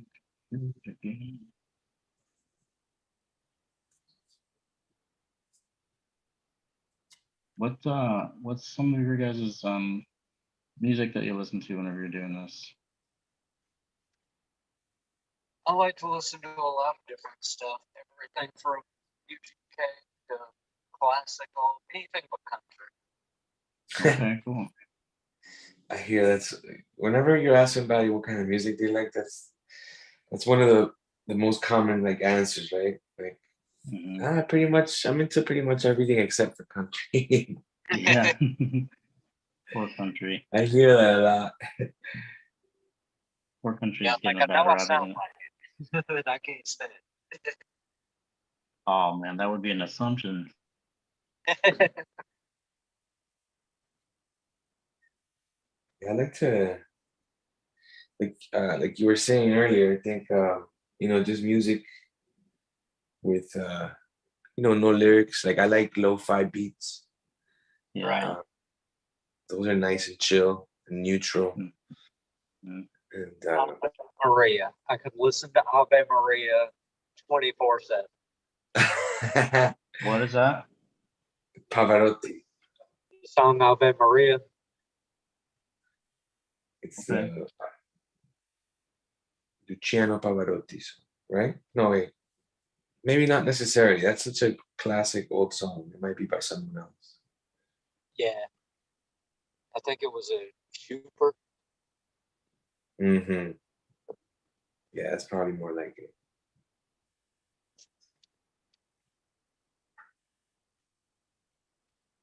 But yeah, like I feel like when I listen to there's this weird music that I like to listen to. Sometimes it's like abstract electronic music and Right. ambient, you know. Yeah. And I realize that, whenever I listen to that music and I'm drawing, it puts me in a certain mode. It kind of gets certain things in my head and it kind of, gently pushes me in a direction that I like, that like I like where it takes me, it kind of takes me into like other worlds, like makes me think of like, alien hybrids and things like that, like alien landscapes.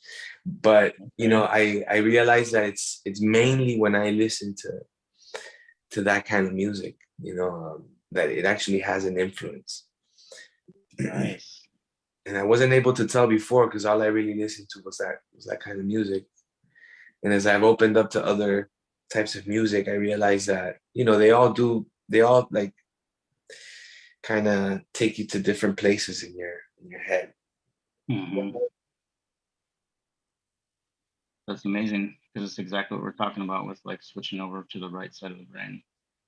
That abstract kind of area, that abstract area that we kind of we don't realize that we're not in most of the day. Maybe we're dealing with so many like little nuanced kind of moments. I think about that is, I think you guys can probably agree that you'll be doing a drawing or a tattoo and you look at the clock and it's been like 4 hours, 5 hours ago. And you're like, what the hell? And it doesn't even seem like it seems like minutes, like moments have just passed, little bits of time. And it's crazy. So easy to get lost, man. Yeah. And that's what it is. You're lost in that abstract kind of area of your mind and you're focused on creating this image. And it's a beautiful place to be, man. And I wish more people could experience it. And I know a lot of people say that they I never could draw, I never could be an artist. But again, I go back to that whole thing of children recognizing these shapes and trying to implement their environment as well, trying to convey their environment, how they relate to it. And I think it was Picasso that also said that every child was born an artist, but it's the interest that keeps you in it to become an artist. And I was like, ah, damn, that's some amazing shit right there. Yeah. So we, where we're at now, have obviously been interested enough to just follow it as much as possible. And the more I do it, the more eager I get to just continue.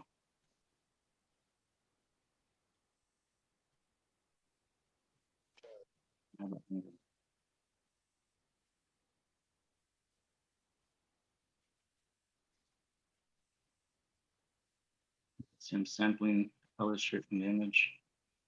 Set up those 3 basic tones, but I'm starting to realize that I want to recognize it's a little more true to what I see in the face. One eye is going to give me a hard time.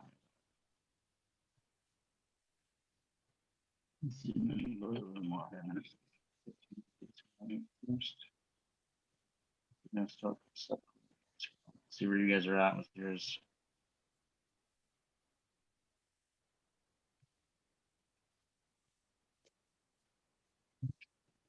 Mm.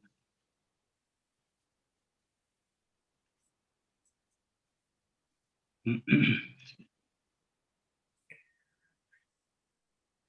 right, I think we're going to call it undone for now. So, as you can see, there's some things that I would still work on. There's some things that I would still kind of tweak. The face is a little bit wide to me and everything like that. But once again, this is just showing the demonstration on how to approach it, things that we can do to kind of start this process. So let's go ahead and sign up for this real quick. Nice, man.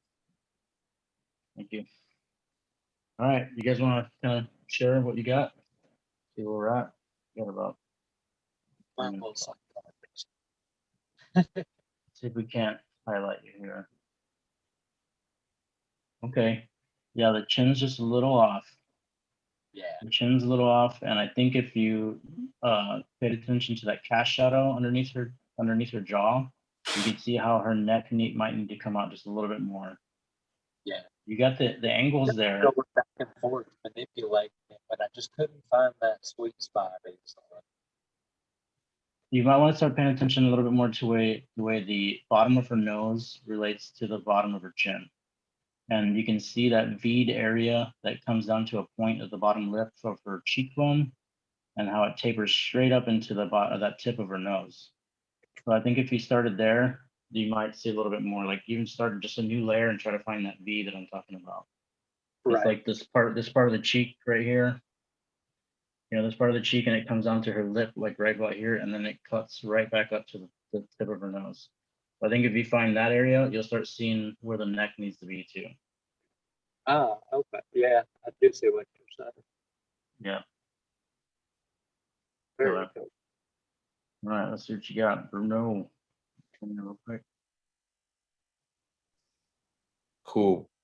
Well, you know, I kind of wish I would have actually used the iPad for this one today. But you know, I just did like a couple like real quick ones, but it wasn't until you know, you did the grid and that I kind of just did it slightly different. And I mean, it's really tiny. I did it really, really tiny. That's okay. So I wasn't really I basically in a way overworked it, you know. I kind of sorry, I was just trying to get the right kind of light on it. Let me turn it around actually. Yeah. I like what you're doing there with the angles. Sorry. There you So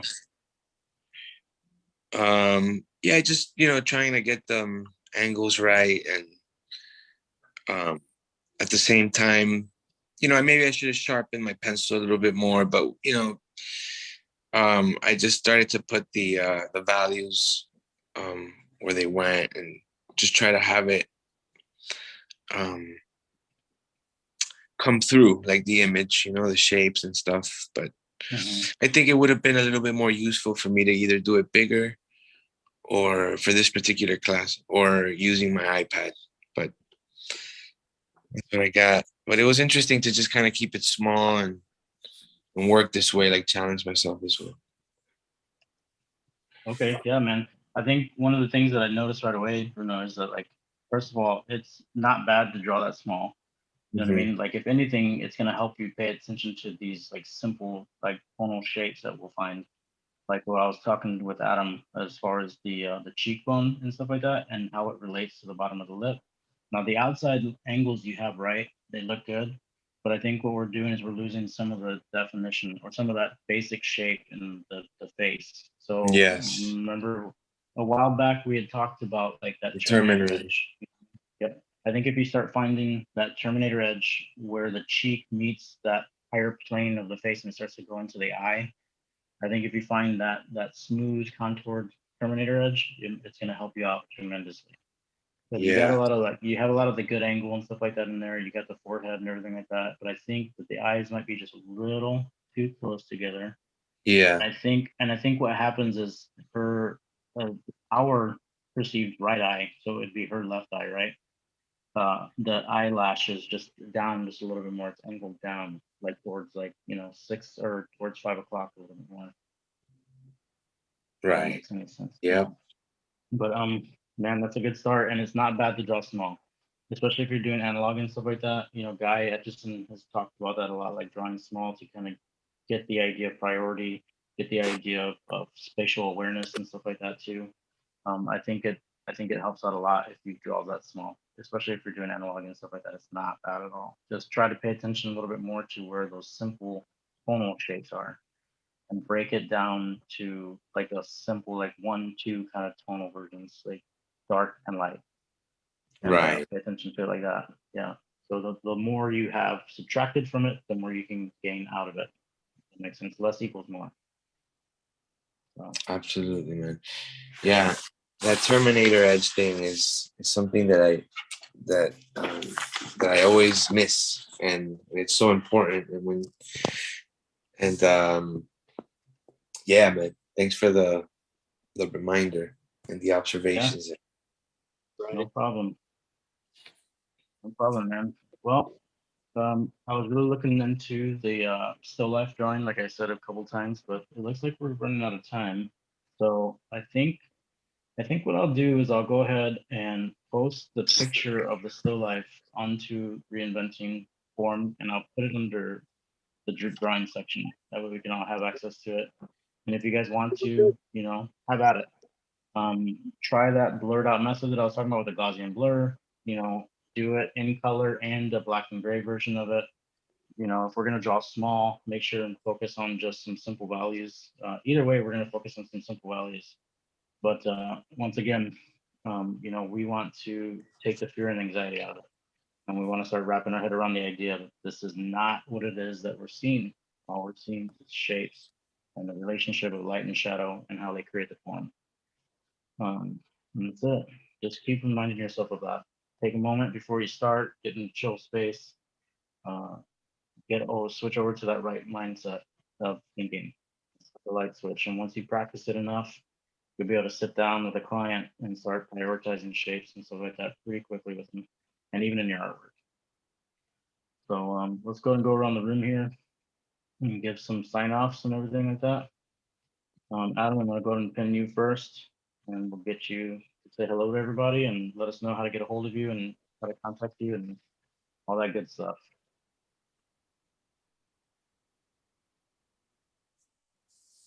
I think is your mic off? There it goes. There it goes. Yeah. I'm Aaron. You can find me on Instagram at atomic_injections. I like to do a lot of abstract and really strange stuff. I work out of Marietta, Georgia, at a shop called In Paradise. I really appreciate you guys, Ricardo, Bruno, Lauren, everybody, Gabe, who's had everything to do with this. Y'all's help has been super beneficial. This has been a wonderful platform to learn on. I just can't say thank you enough. Thanks, man. Thanks so much. Would you rather me call you Aaron, or would you like to be called Adam?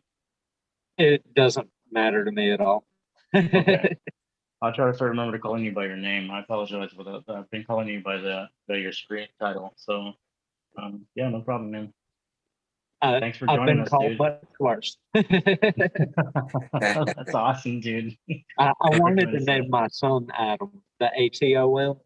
Okay. And the kid's mother wouldn't go for it, so I really don't care. Right. Oh, that's cool, man. Cool. Thanks for joining us again, dude. Oh, for sure. Yeah, man. Thanks for hanging, brother. Bruno, you're up next, brother. Cool, man. Yeah, man. It was a a pleasure hanging with you guys. It always is. And yeah, big thank you to Reinventing the Tattoo for sure. You know, to Gabe, Lauren, Guy Atchison, of course, and everyone involved. Jason, you know, you, Ricardo, Kier, and everybody that always shows up. You know, it's awesome to have this platform to get together and learn a couple things, and especially from these classes, man, that you guys are giving. Like it's awesome. You know, I'm really grateful for these classes and the opportunity to learn and have fun and get together with like-minded people. This is great, man. And yeah, man, I hope to do it again soon. And I'm Bruno Salvatierra, and you can always reach me on Instagram at Christmas_art. And Bruno, you also host your own show as well, like once a month, right? Can you tell us a little bit about that? Yeah. Yeah, man. Once a month we have like a paint jam in Spanish. It's called Hablemos de Arte. And we get together with some really awesome artists, and we hang out and paint and talk about art and you know, work methods and same things that we would talk about if we were hanging out, right? Like just the things that the conversations that help us grow. And it's real interesting, and you can check it out once a month, and you'll see it on my Instagram and on the Reinventing the Tattoo app. I'll be sure to post it for the next date. It's gonna be some awesome artists. Hablemos de arte. Killer, man. Thank Yeah, you so much. Bruno, I saw a really cool shirt that made me think of you the other day. It was like the old Nintendo logo, but instead of saying Nintendo, it said No Entiendo. That's awesome. That's pretty good. That's a good one, man. Mm-hmm. Yeah. Yeah, man. Yeah, man. I'm just gonna wrap it up, you know, here and say thank you to Bruno, man. You're always been a great inspiration to me, dude. Thank you so much. I am steadily picking up Spanish, and I'm trying my best. And, that's awesome, man. I'm glad you guys are tuning in, man. Yeah, for sure, dude. It's a killer show, man. Last week was amazing. You had some incredible artists and talents on there, dude. That was a really good job interviewing them and asking them the right questions and everything like that, man. That was awesome. Super. I appreciate it, man. Yeah, it was great. Great. You did your homework, dude, and you nailed it. So thank you, brother. Yeah, appreciate it, man. All right, and then also from everyone at Reinventing, I want to say thank you all three of you and everybody who joined today. Thank you to everybody watching on YouTube or maybe listening to the podcast. We always love to hear where you're beaming in from. So thank you very much to those of you who joined. Yeah, thank you guys so much for tuning in. Couldn't do it without you. And always, you know, message us if you have any questions. If there's anything you want us to cover on here, talk to us, let us know. And if there's anything we might have missed that you have questions about, ask us. No problem. Just feel free to join in as well. Please join in. It's always fun to meet new people. It's always fun to meet new artists. My name is Ricardo Sturdivant. You can find me on Instagram at Candid Tattoo, and on the Reinventing app at Candid Tattoo. It's always a pleasure to be here. I'm thankful for a lot of things today. I'm thankful for the police officer, the highway police officer that let me off with a warning today. And it was awesome to be able to be honest with him and for him to take the moment to hear me out and what was going on. Thank you, sir. Lauren, thank you so much for all the opportunities you provided. They are so beneficial to me whenever it comes to this show, and the information you shared with me as far as the technology that goes behind it, and the patience. And Gabe, thank you for all your critiques. Thank you for all your reinventing help. Sandy, thank you so much. And as always, Guy Atchison, thank you so much for providing this for all of us and starting that flame that's turned into this big fire. I can't thank you enough. And as always, make sure to tune in next week. Make sure to catch Kier. She's going to be covering some more anatomy stuff on Thursday night at 10 a.m. Eastern time. And we'll see you guys later.